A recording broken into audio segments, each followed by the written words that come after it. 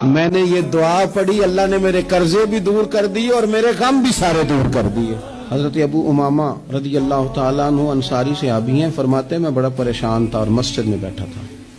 قرض بہت بڑی اذیت ہے، مقروض قیدی ہے، صحت ہونے کے باوجود بیمار ہے، گھر ہونے کے باوجود بیکار ہے، ساری آسانیاں ہونے کے باوجود تکلیف میں ہے چونکہ مقروض ہے۔ قربان جائیں، نبی کریم علیہ السلام تشریف لائے اور محبوب کے میٹھے اور مد بھرے جملے، کک سواد نہیں مشری اندر، اسی کھنڈا بھی چک ڈٹھیاں، انہاں ساریاں شیواں نالوں گلاں سجن دیاں مٹھیاں۔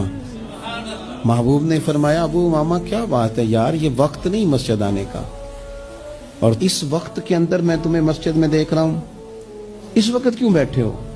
عرض کرنے لگے حضور مجھے قرض نے پریشان کر دیا، آزمائش میں آ گئے، حضور کیا کروں؟ تو نبی کریم نے فرمایا میں تمہیں دعا سکھاتا ہوں۔